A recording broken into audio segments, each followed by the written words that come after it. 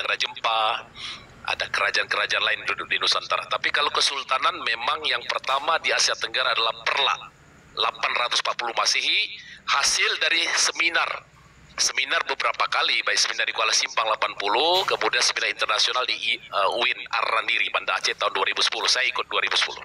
Oke, ini pertanyaannya bagaimana persis sejarah yang ada di buku sejarah Hikayat Raja-Raja Pasai yang dokumen aslinya berada di Museum Asosiasi Peres di Prancis. Itu bagaimana?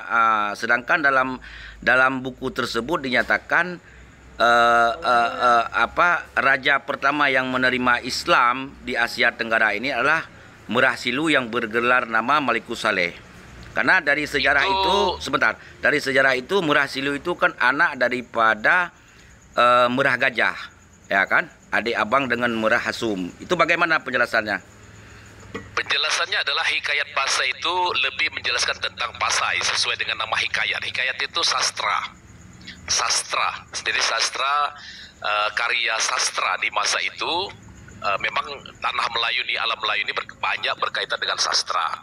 Nah, Hikayat Raja-Raja Pasai itu lebih utama tentang Pasai, makanya diceritakan tentang Merah Silu atau Sultan Malik As-Saleh sebagai raja Islam. Sebenarnya bukan memeluk Islam, tapi sudah Islam. Merah Silu itu sudah Islam dari awal, dari lahir sudah Islam. Merah Silu, merah itu bukan berarti dia menganut kepercayaan lain ataupun agama lain, tapi pada saat dari lahir sudah Islam. Hanya nama Merah adalah Merah itu nama yang biasa digunakan, lakof yang biasa digunakan di Gayo, kemudian di wilayah Aceh di bagian utara termasuk Gayo, Aceh bagian tenggara. Windy, makasih berkaitan dengan kemuliaan. Oke. Sebentar Tunku Fakri, apakah sudah membaca secara detail manuskrip asli tentang Hikayat Raja-Raja Pasai itu yang sudah ditranslate ke bahasa Indonesianya oleh Profesor Dr. Almarhum Alfian MA. Beliau adalah guru besar dari UGM. Dari saya baca itu mereka juga telah menseminarkan termasuk di Medan, di USU, di Universitas Malaysia. Yang di dokumen itu, dalam buku itu jelas bahwa Pasai lah yang pertama memeluk Islam, yaitu rajanya Sultan Malikus Saleh. Bagaimana dari persis seminar-seminar selanjutnya bahwa Perla duluan? Itu bagaimana? Profesor Dr. Alfian kemudian menerbitkan buku yang berjudul Kontribusi Samudra Pasai. Bukan kontribusi. Kalau dari buku itu dia mensyarah dari Hikayat Pasai itu ke Kronika Pasai. Dia mendetilkan karena kan manuskrip dalam buku Hikayat Samudra Pasai itu adalah bukti otentik. Artinya tulisan pada zaman itu, bukan tulisan persis sejarah. Itu bagaimana bisa dibantahkan? Maksudnya begini. Saya menjelaskan bahwa Profesor Dr. Alfian kemudian membuat buku berjudul Kontribusi Samudra Pasai terhadap perkembangan Islam kan di Nusantara. Jadi memang dari Hikayat Raja-Raja Pasai itu lebih kepada Pasai, lebih berbicara kepada Pasai, ya, bukan kepada kerajaan-kerajaan lain. Tapi tetap disinggung bahwa awal muasal di Nusantara kerajaan Islam di Asia Tenggara adalah Kesultanan Perla. Profesor Dr. Alfian sendiri percaya bahwa fakta sejarah adalah Perla yang lebih awal dari Samudra Pasai tahun 840 Masehi. Jadi tidak ada di Hikayat Pasai menceritakan bahwa Samudra Pasai itu lebih tua dari Perla, tidak. Ada menceritakan. Saya sudah khatam entah 4 kali entah 7 kali waktu itu. Saya baca pertama waktu PKA setelah tsunami di Taman Ratu Safiatuddin, ya kan?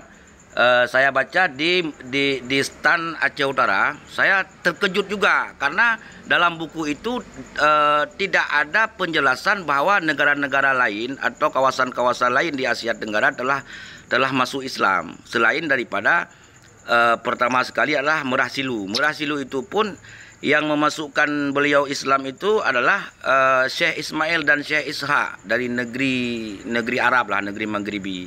Jadi bagaimana itu bisa ke Perla duluan yang Islam? Itu yang saya juga heran. Maksudnya berdasarkan data apa hingga pakar-pakar sejarah menyimpulkan duluan Perla Pasai? Dan maksudnya Malikus Saleh ini sebenarnya sudah duluan Islam kayak gitu, atau bagaimana itu penjelasannya? Baik, penjelasannya bahwa masyhurnya sejarah tentang Perla itu sebuah hal yang sudah diketahui publik, dan memang hasil seminar-seminar, setiap seminar internasional berkaitan dengan penyebaran Islam selalu Perla dikatakan yang awal kerajaan Islam di Nusantara. Jadi memang kesepakatan dari para ahli-ahli sejarah dengan fakta sejarah adanya makam Sultan Alaeddin Sayyid Maulana Abdul Aziz Shah di Perla. Sultan Alaeddin Sayyid Maulana Abdul Aziz Shah anak kepada Said Ali Al-Muktabar, pengasas Daulah Islamiyah pertama di Asia Tenggara ataupun di Tanah Melayu. Jadi tidak ada bantahan kalau melihat hikayat Raja Pasai pun tidak ada bantahan soal Perla. Tidak ada bantahan soal Perla. Tapi di situ memang di hikayat Pasai tidak dikatakan seperti itu, Bang Tunku Dr. Fakri. Yang dikatakan di situ bahwa Malikus Saleh ini sebelumnya kan bergelar nama Merah Silu. Merah Silu ini adalah anak Merah Gajah perkawinan dengan Putri Butung. Putri Butung dan Merah Gajah ini adalah anak pungut dari Sultan Muhammad dan Sultan Ahmad di Samarlanga. Begitu.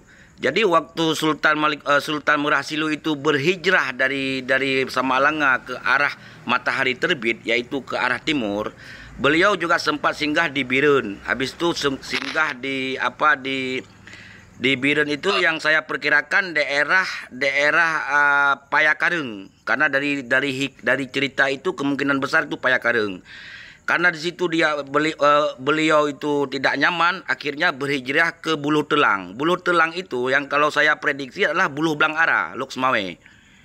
Jadi cerita di situ Nusantaranya belum Islam, beliau pun belum Islam dalam artian syariat. Islamnya mungkin dengan tauhid aja, yaitu adalah Tuhan itu satu, tapi tata cara bersyariat tidak ada.